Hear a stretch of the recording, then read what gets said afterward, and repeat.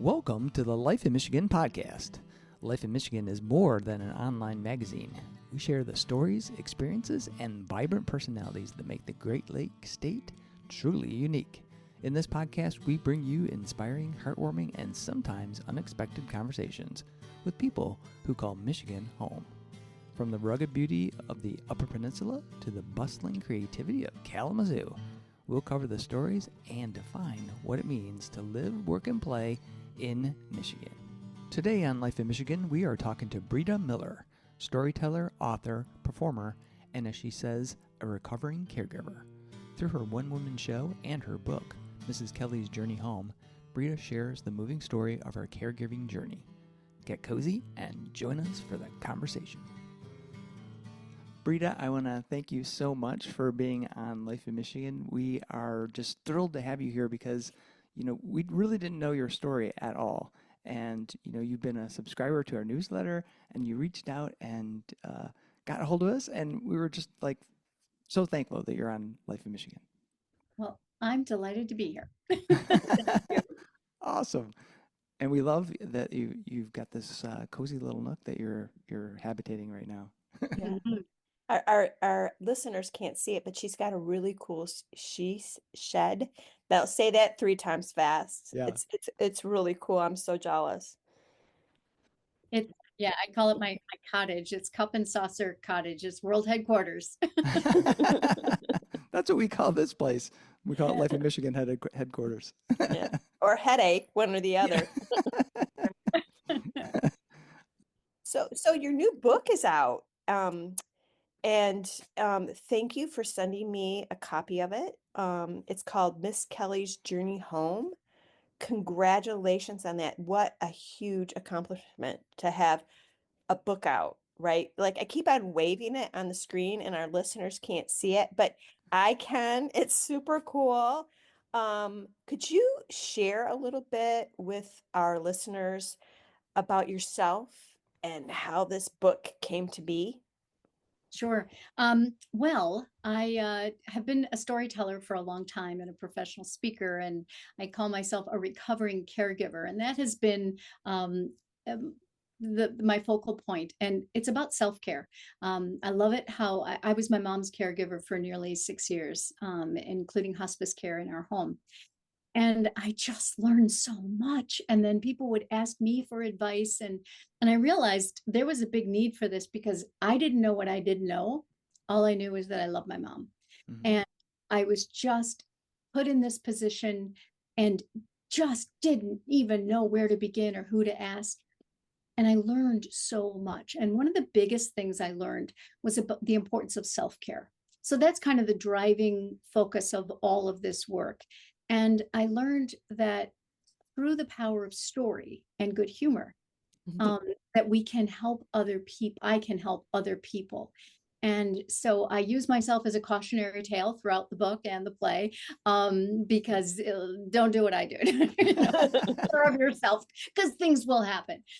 So anyway, I was doing some storytelling, and I met a fellow that you may know, Brian Cox, who's in southeastern Michigan. He's a wonderful guy. He's a writer, a journalist, playwright, a director. He runs storytelling programs. His company is called Pencil Point Productions. Anyway, he and I partnered to do a benefit for the University of Michigan senior care programs, and it was called Big Hearted Stories. And we did it for 6 years.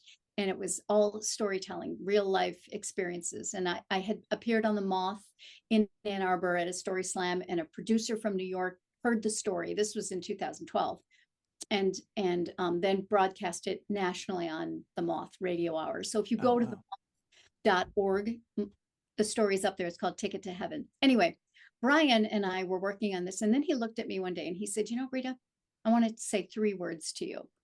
And my worry was that he was going to say, please stop talking.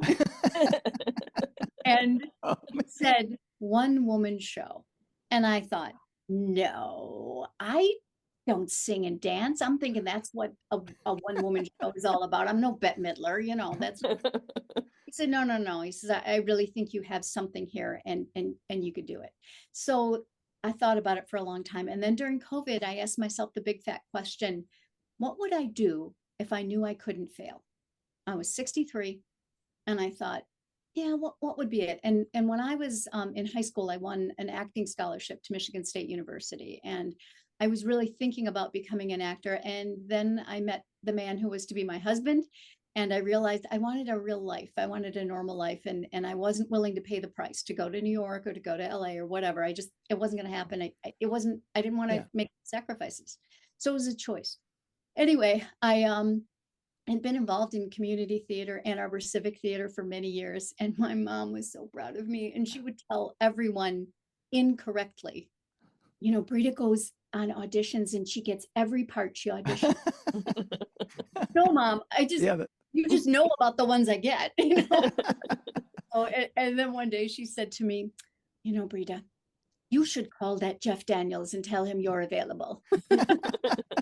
Right, Mom, because he's waiting. Anyway, so you should. I think you should. Yeah. well, that has always been, a great love of mine. And I thought, what would I do? I would write a one-woman show and I would tour the world, and it would be great fun. And honestly, that's what I've done. Not the world, but I've toured. And so I thought the rule was you have to write a book first, and then you can write a play from the book, because that's what I thought was the rule. There is no rule. And I started writing the book, and I was so overwhelmed with all the stories and the thread and where to go and what's next and how to do it. And I just started crafting it more like a collection of great stories that I have told. And that's how the play came first. And Brian helped me edit it, move things around, think about what was the point, what was the flow, and anything that wasn't. So anyway, I came up with the title, Mrs. Kelly's Journey Home. And each word is meaningful because Mrs. Kelly was my mom. My maiden name is Kelly. So it was about her. And then journey, was always, in Ireland, they don't say, safe travels. They'll say safe journey. My parents emigrated from Dublin to Detroit in 1957. And there was so much information and stories about immigration, and then about becoming a first generation American and all the shenanigans, literally, that ensued. And then transitioning to my role as my mom's caregiver.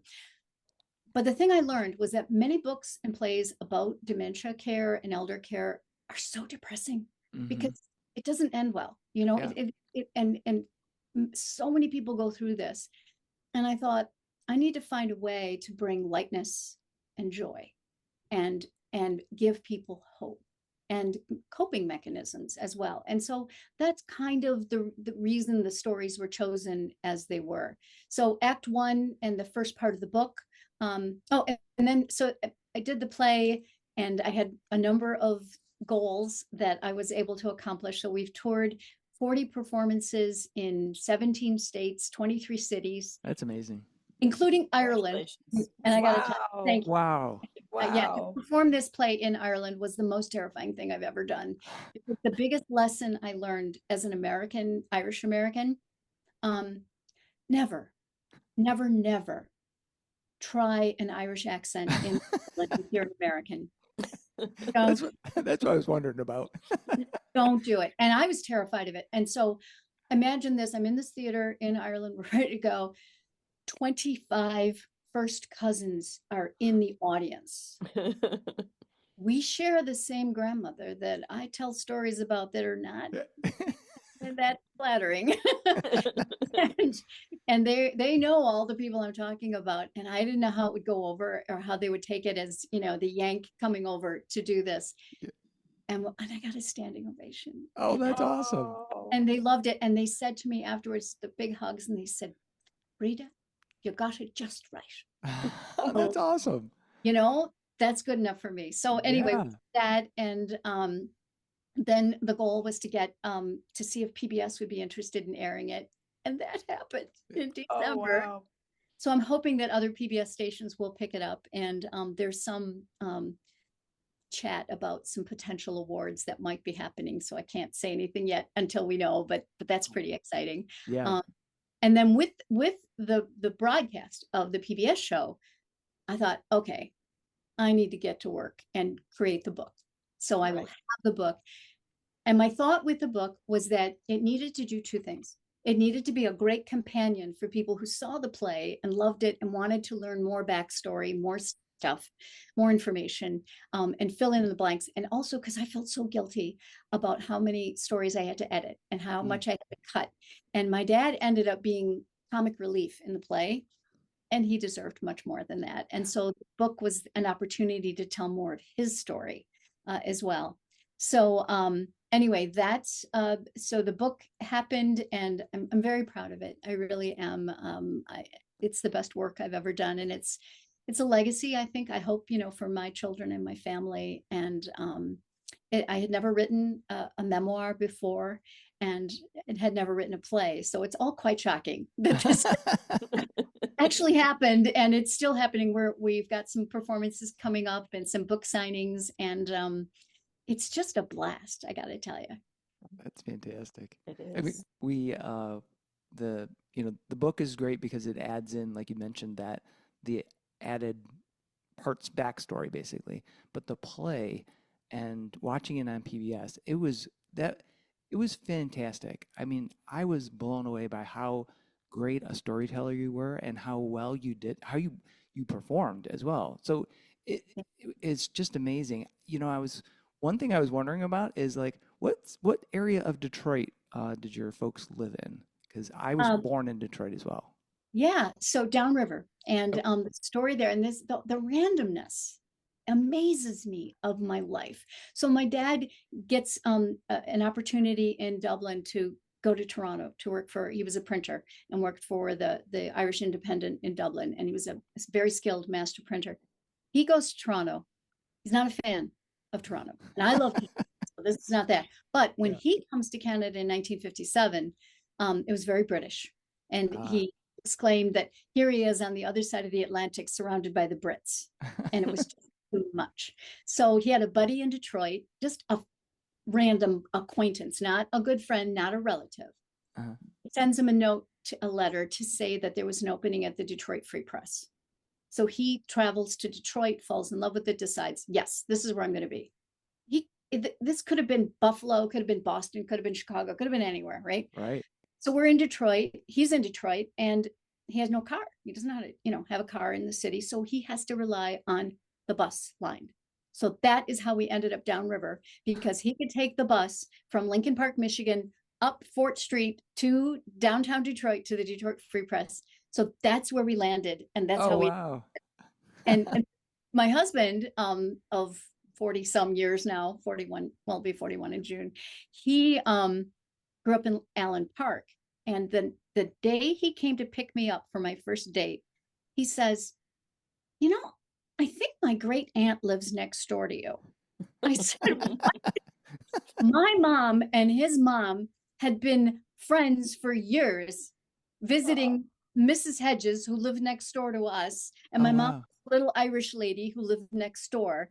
It was that's how that so it worlds colliding. It's just amazing how things happen. That is awesome.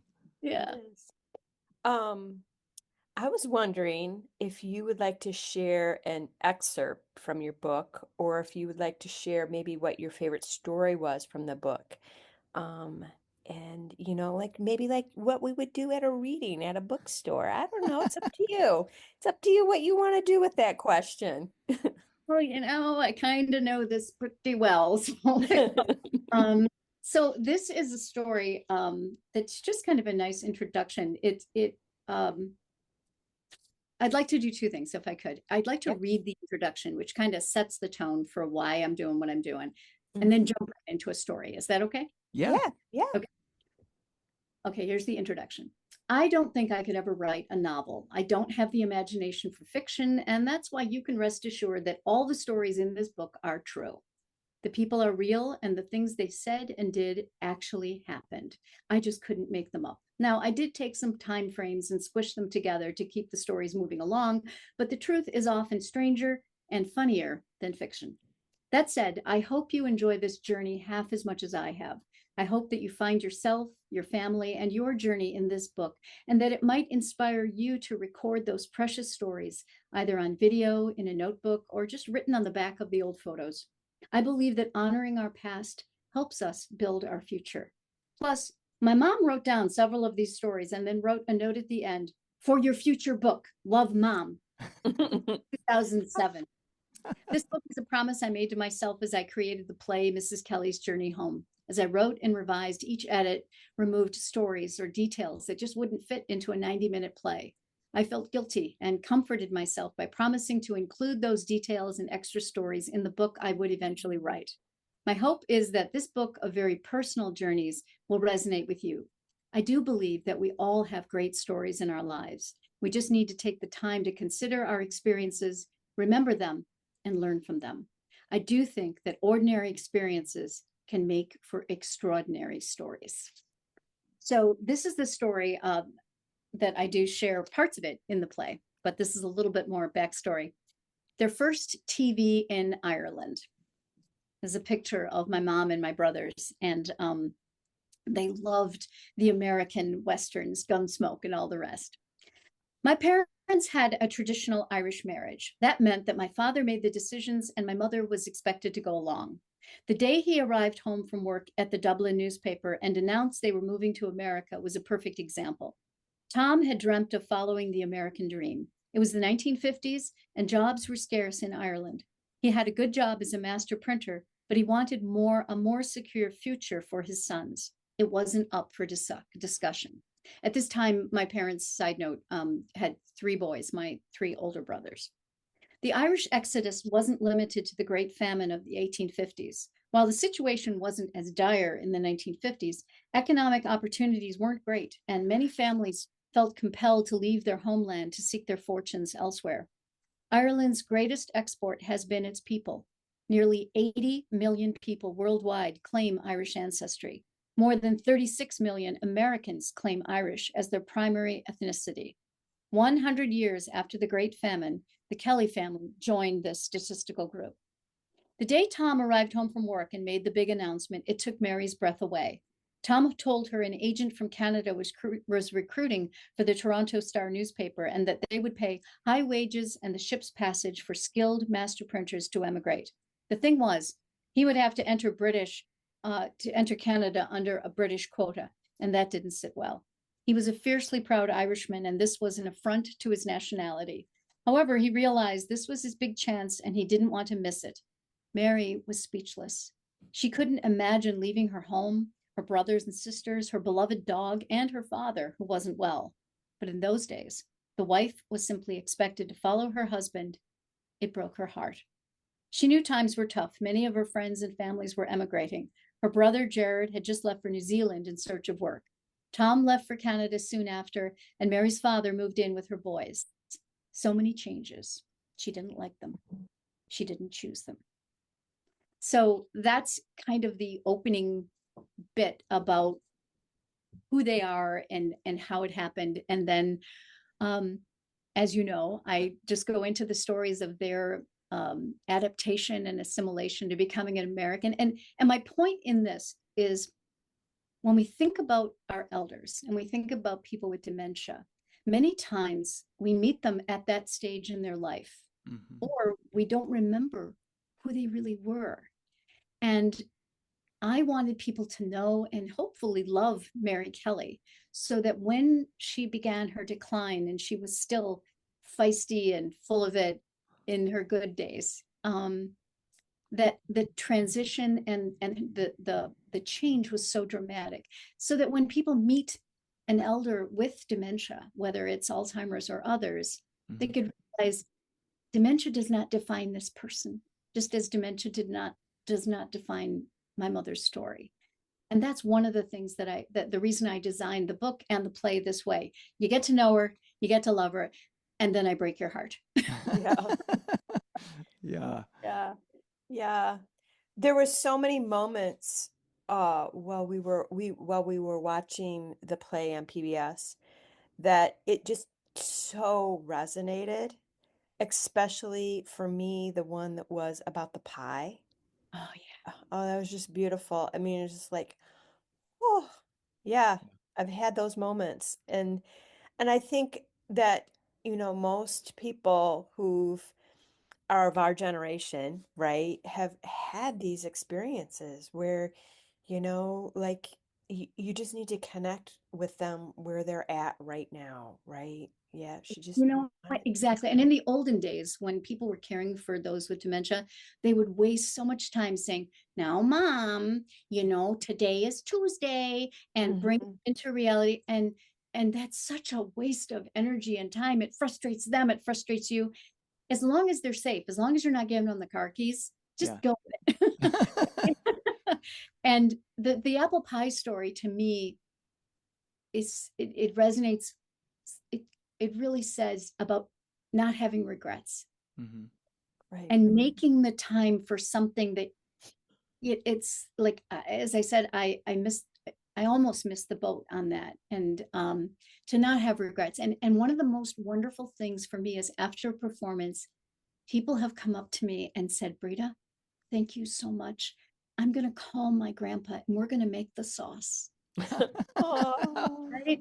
And whatever it is, and even if they can't really do it, my mom, she couldn't do much of it, but she could sit at the counter and she was so proud. And then it just hit me like a ton of bricks, the shame that I felt for delaying and avoiding and putting it off just because it wasn't something I liked and it wasn't something I was good at. Yeah. It was what she really needed. Yeah. Yeah. Yeah. It was a very powerful moment. And yeah. Yeah.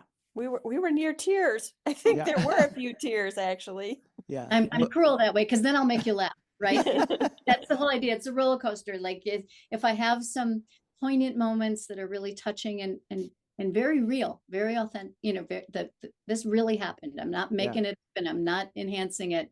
But then to bring in some silliness, the Toby Kelly story, the song with that dog, come on. Yeah. Yeah. Yeah. It's not a greatest hit, that's for sure. But but to give the audience, the rhythm of a bit of a break. And because, so many times I have seen productions dealing with dementia and they're just painful. I mean, you're sitting there and many people who have lived through this experience, they're like, oh yeah, no, that's not a good night. Yeah. No, I don't want to relive all that stuff. And that's an important point. The play is not about dementia. Dementia is an element and it's part of it. But more importantly, and it was, I don't know if you know Dr. Henry Paulson, who's the director of the Alzheimer's Disease Research Center at the University of Michigan. Heard the Wonderful. name. I've heard the He's a name, great but I guy. have. Yeah, Yeah.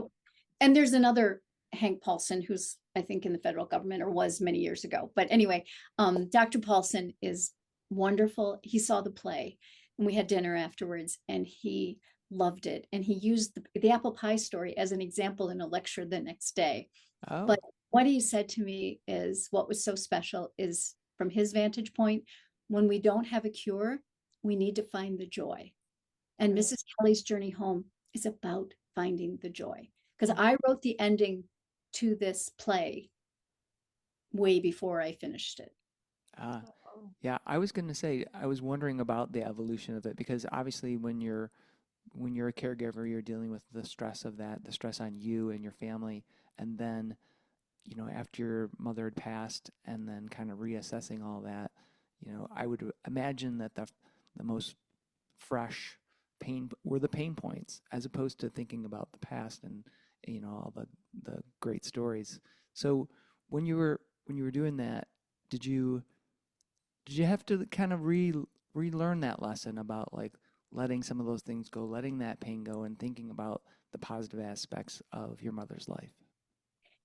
Yes. And it took me doing it quite a few times to not get really sad and wrecked. Yeah. But now, after I've done it so many times, people have asked me, do I have PTSD?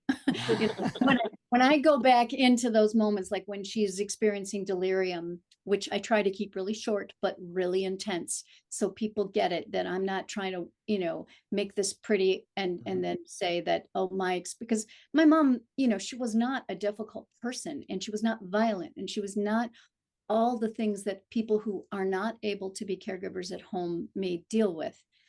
And the thing that I came to realize is that I've healed.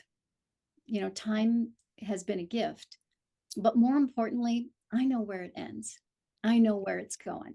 And the vision and the picture of I have my mom in heaven enjoying her delicious cup of tea and how I feel her presence. In fact, so when I sit backstage, because I'm all by myself, it's a one-woman show, the Yeah. cast budget, the cast part budget is really small. So I'm all by myself. I'm just sitting there waiting, for my cue, waiting for the audience to fill in. And sometimes I can hear the audience chatting because I'm just right behind the curtain there. Yeah. And what I do is I summon my mom and dad to be with me. And I bring them on stage with me. And I know they won't let me fail because it's not easy. Brian had said to me one time, he says, Rita, a one-woman show is kind of like a high wire act without a net. I said, thank you. Thank you so much for helping me remember that. Yeah. So there's no room really. I don't have another actor who could say, aren't you going to tell the story about the dog? Or something. I have to summon it within me to do it because the play, that woman who wrote it, I want to smack her sometimes because it's hard. It's not chronological. And I go back and forth and different, 4 different primary characters and then a few guest appearances. And it isn't following really a timeline. So I have to remember so many things. And that was by far the hardest, most challenging thing was my memory. Okay.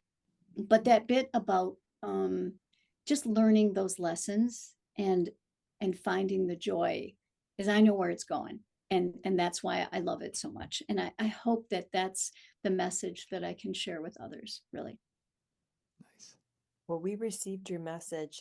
It's inspiring. It really is. Now, you won an award for this, the Wild, what is it? Yeah. Yeah, the Wild Award, Encore Michigan's premier news source for theater.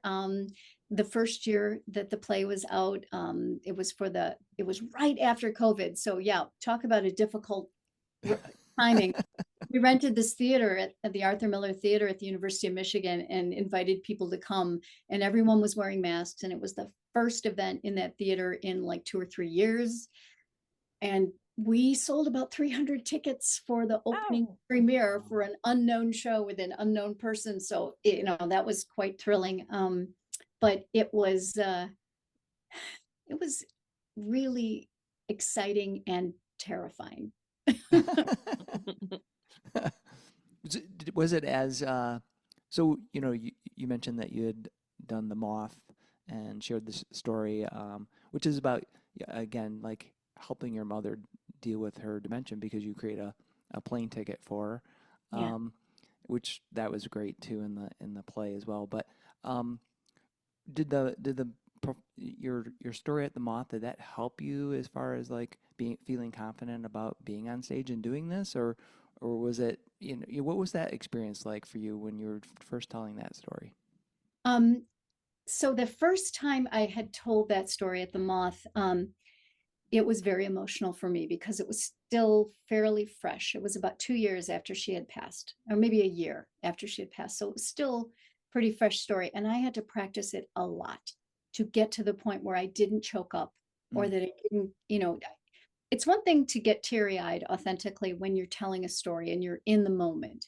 It's another thing to not have control and to have a breakdown or just start weeping, and nobody is comfortable with that. I think one of the most important things I learned as a storyteller is that you should never use storytelling as therapy for yourself. I know a lot of people who have traumatic stories, major life incidents, they're still working through. And you can tell that when they're on stage. And there is a difference between being present and being there and drawing on the emotions in a very authentic and natural way, and then or just being a mess. and the audience is very uncomfortable, right? When they think, oh, she's losing it. This is, Yeah. oh God, I hope she can survive. Nobody likes that. The person is uncomfortable, and in a performance situation, the last thing in the world you want to do is make the audience miserable and uncomfortable. So that's a really important point. I had been a professional speaker and a storyteller for some time before I did The Moth.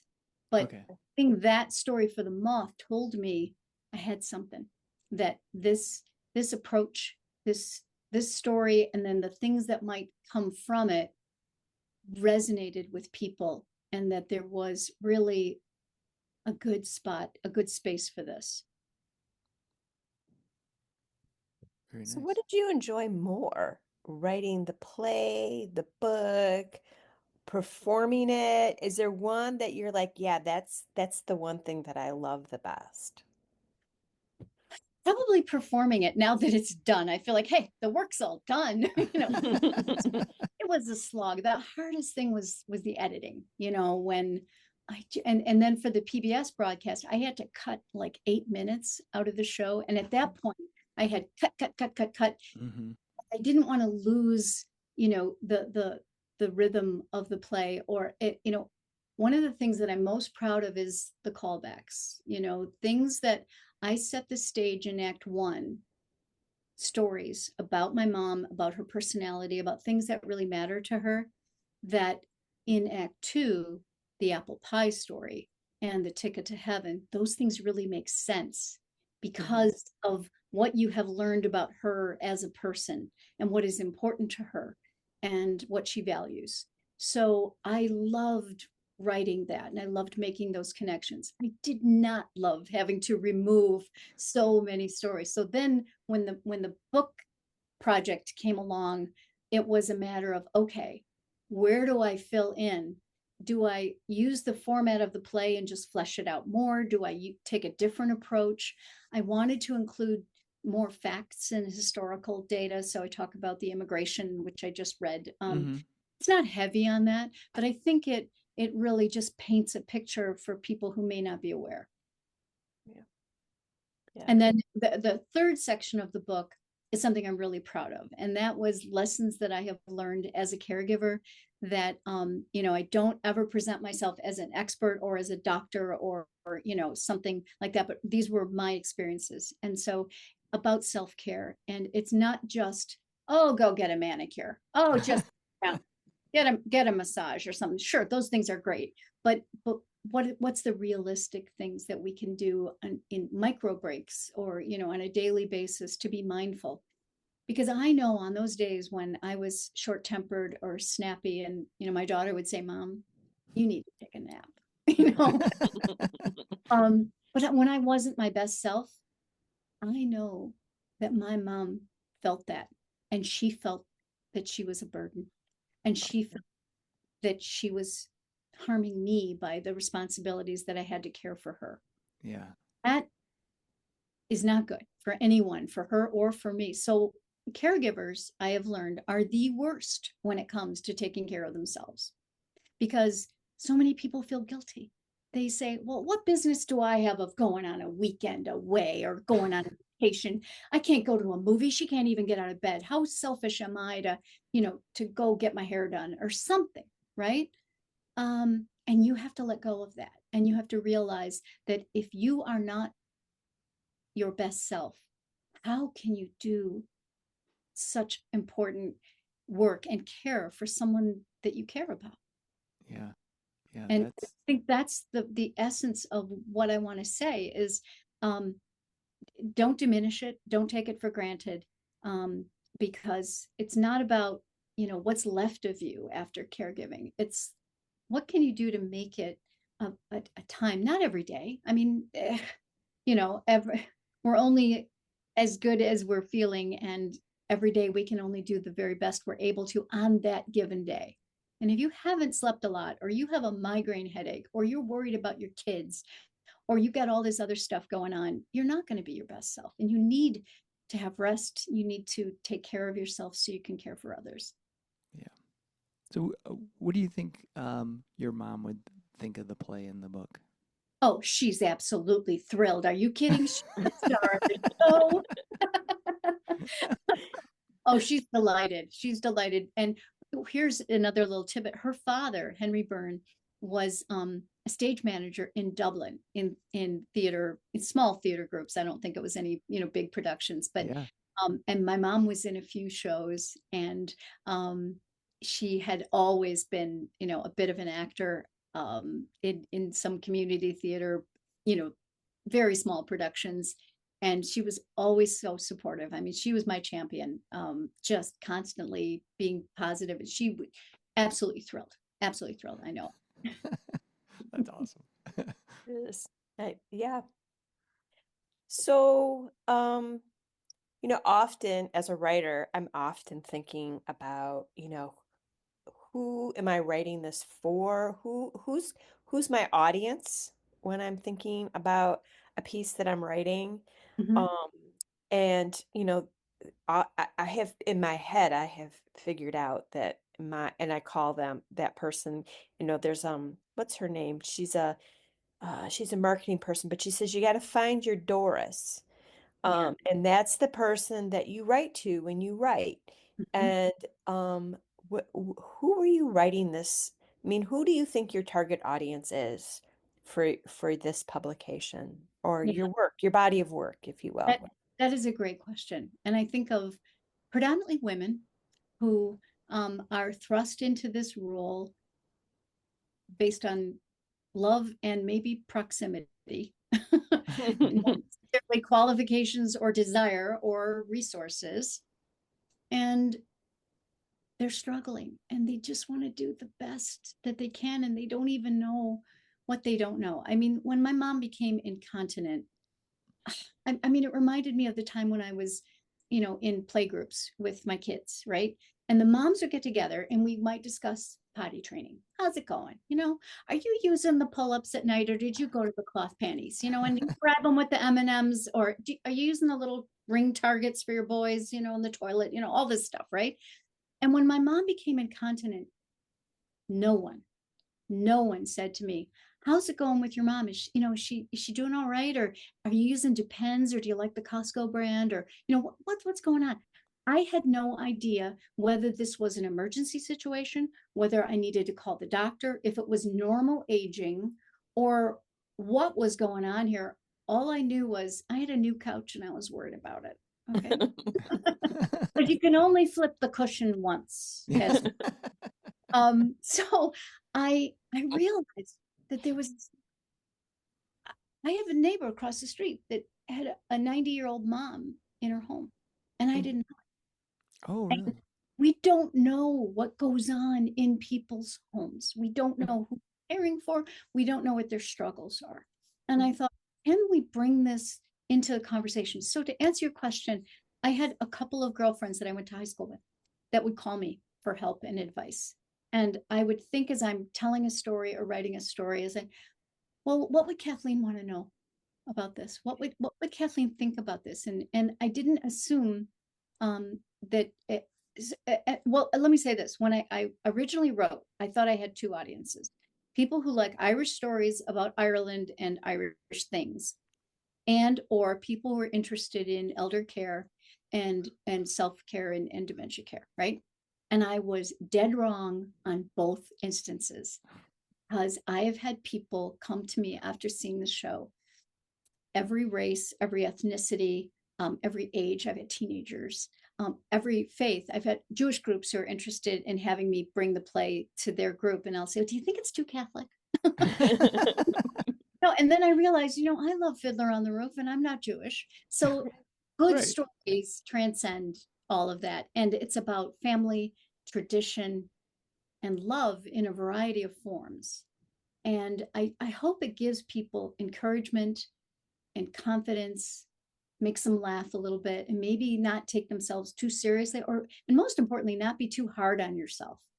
Because, you know, any given day, I used to think that, using my theater background, caring for my mom, I realized one day, okay, caring for a person with dementia, it's like every day at the improv without the applause.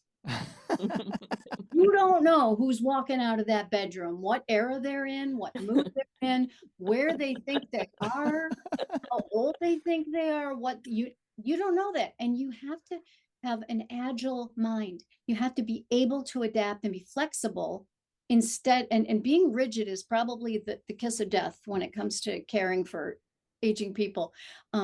Because what you have in your mind about what's supposed to be happening and what you're supposed to be doing on this day at 10 a.m. is just, asking for trouble. Oh man, I'm in trouble. Our kids are in trouble, Chuck. Oh, I know it well. So you kind of alluded to your training there. So it- what did you have any formal education in either acting or writing? I mean, you're an amazing actor. I mean, just like I was like, wow, where does she go to school?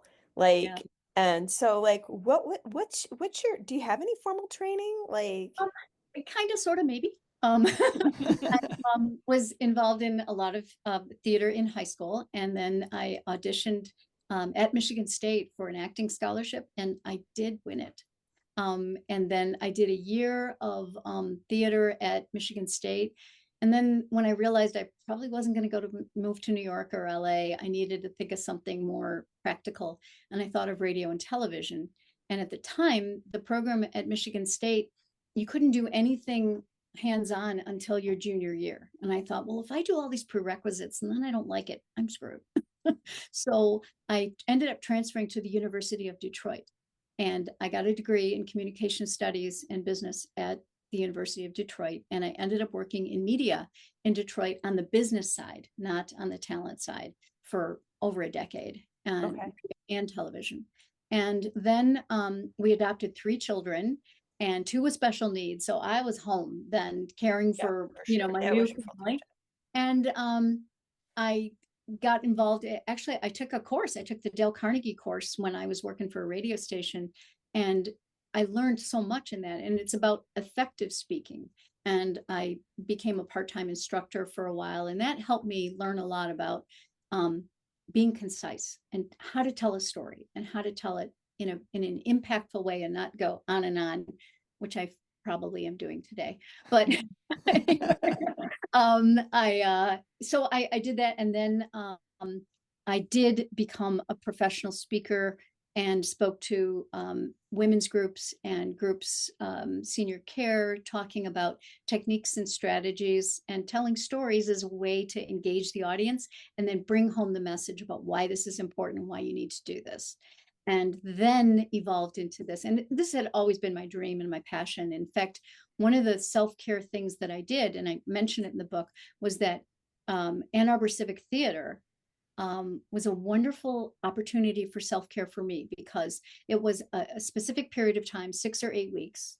I would leave my house, I would drive somewhere, and I would be in a rehearsal for 3 or 4 hours that had nothing to do with caregiving, my kids, my house, nothing. It was just an indulgence in a hobby, something that I really enjoyed. And what was nice is that for people that want to do that, it has an end date. It's not, final show, that's it, But whether you want to be on stage, whether they need so much help behind the scenes, just to be a part of the family of a program, of a performance, can be great fun. So painting sets, doing costumes, selling tickets, marketing, helping the directors, stage managing, doing props, whatever. It's just a great idea for people that like that kind of stuff and want to be involved. And so many really good community theater organizations throughout the state of Michigan that are always looking for fresh faces and people. So that was my big launching pad, and I learned so much. I worked with some really great people. That's fantastic. So is there, since this is life in Michigan and you are a Michigander, Yeah. is there parts of Michigan or aspects of Michigan that you felt like influenced your storytelling? Oh gosh.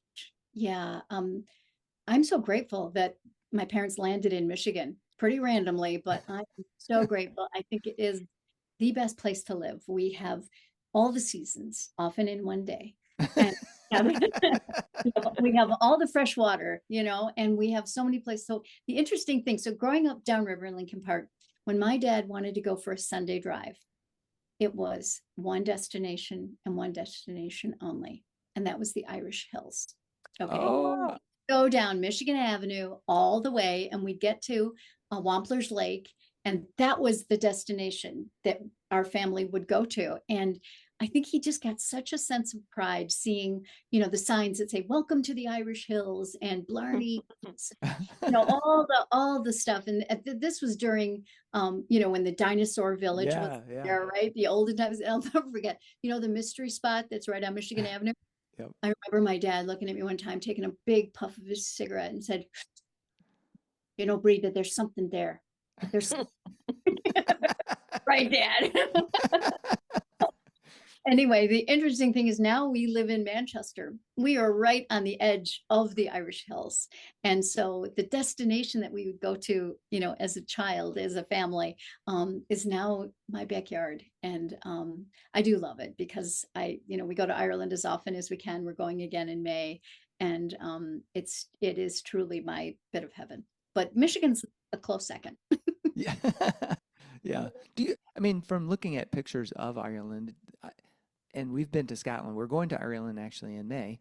But it does feel like I felt like Michigan had some aspects that felt Scottish in a way. And I'm guessing you feel the same way in that there are aspects, especially the Irish Hills, that feel, remind you of Ireland. Well, years and years ago, we went to Beaver Island, which has a strong Irish history there.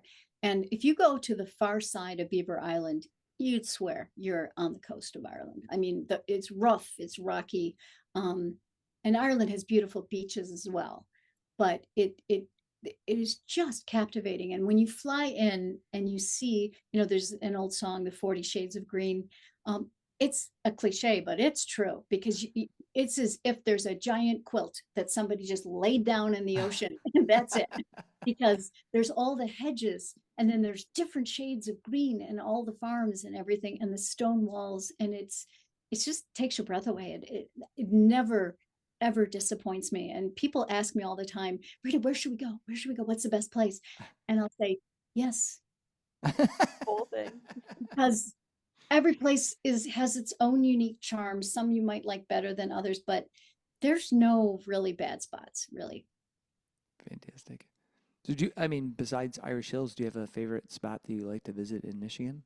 Oh, in Michigan, well, Lake Michigan is just one of my favorite things. I love it. No salt, no sharks. But I'm not a boater and I'm not a swimmer, but I love just the beach and the waves and the crashing. And Lake Michigan is and we've been to the UP many times. We have a camper van. And the interesting thing about that is that for years, I was not only a non-camper, I was an anti-camper. Whenever Jim would suggest we would go camping with the kids, I would just happen to have a conflict and say, "Why don't you go? Just take them. That'll be great." I had some unfortunate experiences in a pop-up that had too many holes in the screens and it was just so unpleasant. And I thought, this is fun. When is the fun part of the dirt and the bugs and all that stuff? Yeah. The toilet and everything. But anyway, now we have this little camper van, 17 feet, tiny thing, very basic. And oh my gosh, it's like a snail house. It's with us wherever we go. And we will drive to the west of Michigan, which is about 3 hours from us, not a big deal. And we can just park anywhere. And we have everything we need right there. And it's comfortable and, really compact.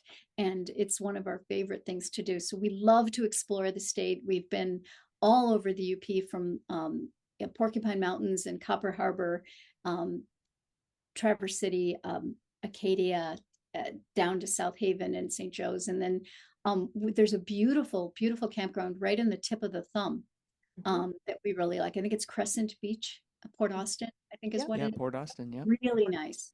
Yep. Really nice. And my in-laws lived for many years up near Harrisville.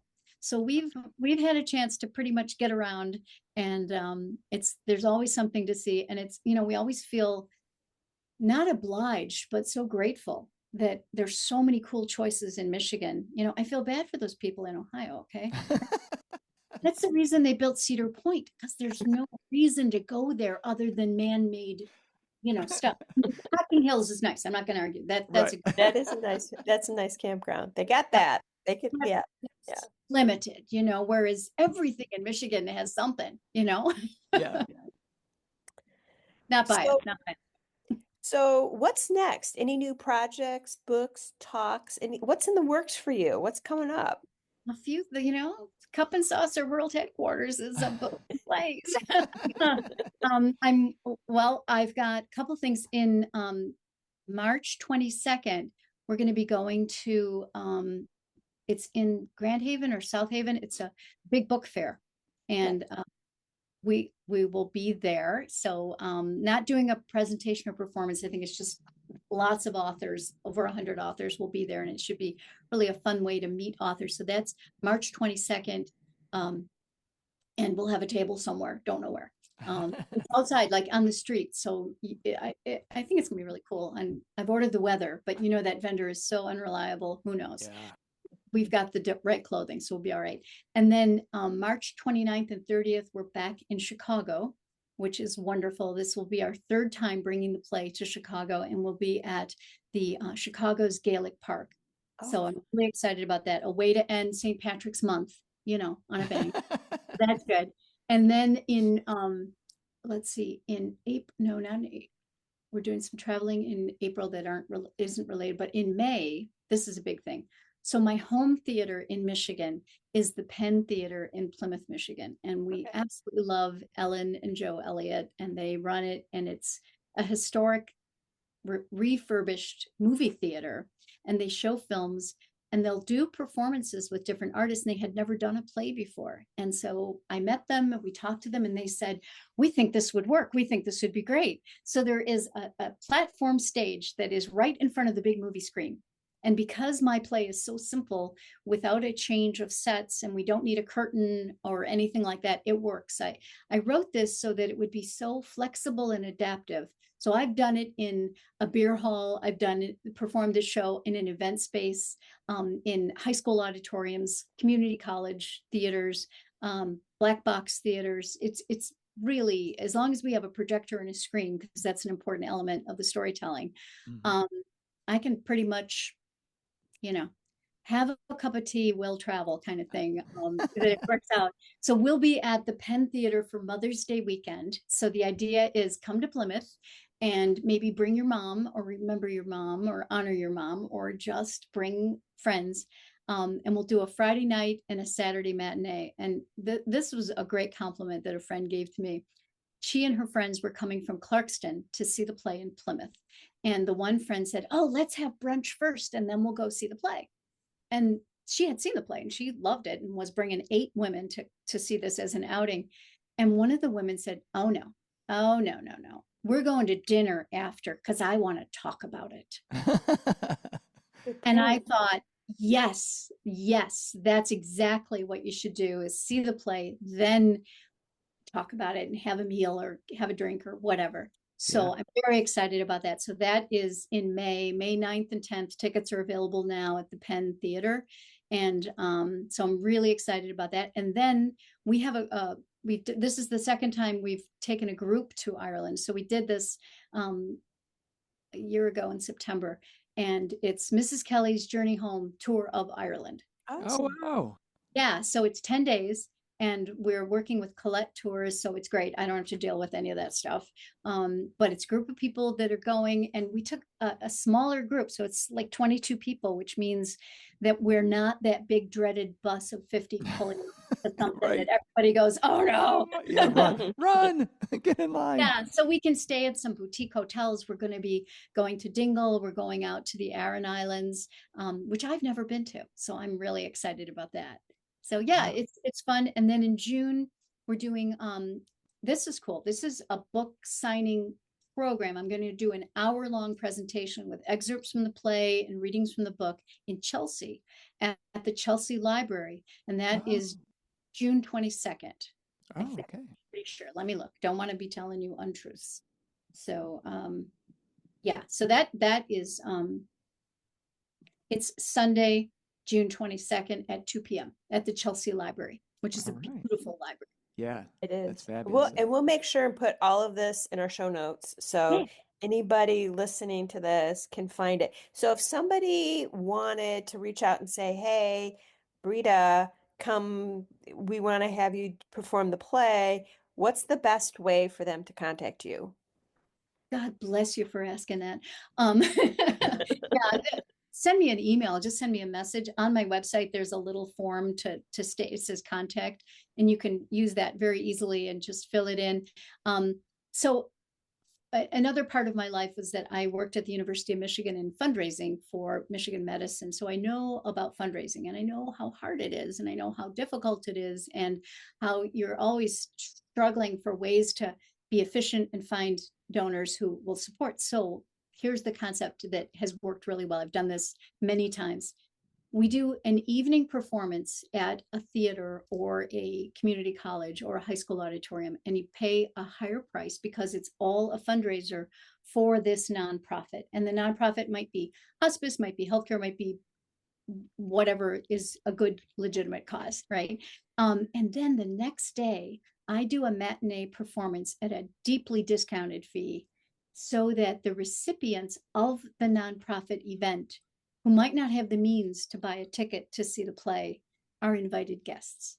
And they get to see a matinee show. So whether it's family caregivers, whether it's healthcare workers, hospice people, teachers, anyone, who would want to see this play, my feeling is we're already in the theater, we're set up, we've got it. It's not a big deal. And I'm happy to do it a second time for this special group. So that's a really cool thing to do for people that are looking to do not a gala, not another golf outing, although those are wonderful things. Something that is a different experience. And then we'll do often a VIP reception afterwards with me. And I encourage them to serve apple pie. I always make the announcement, though, I didn't make it. It's safe to eat. It's all good. Yeah. Is it okay if it's Kroger pie, though? Maybe.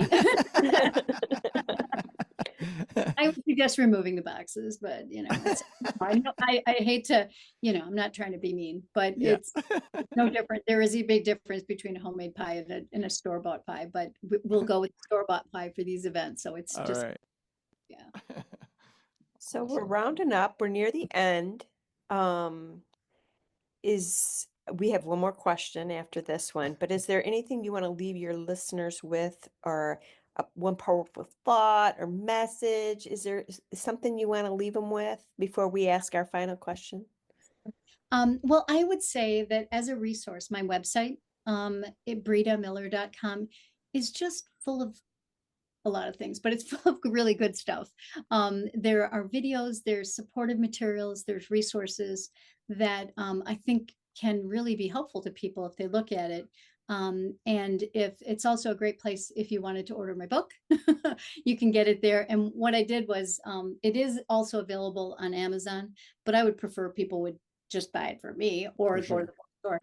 Right. But what I did on my website, if you order the book, there is no shipping charge. So it brings the cost down, right? You can also pick up the book in Ann Arbor at Schuler Books, which is wonderful, in Westgate. And I'm working on some other bookstores as well, but I'm available and would love to be had to do signings or programs or presentations, and certainly to perform Mrs. Kelly's Journey Home.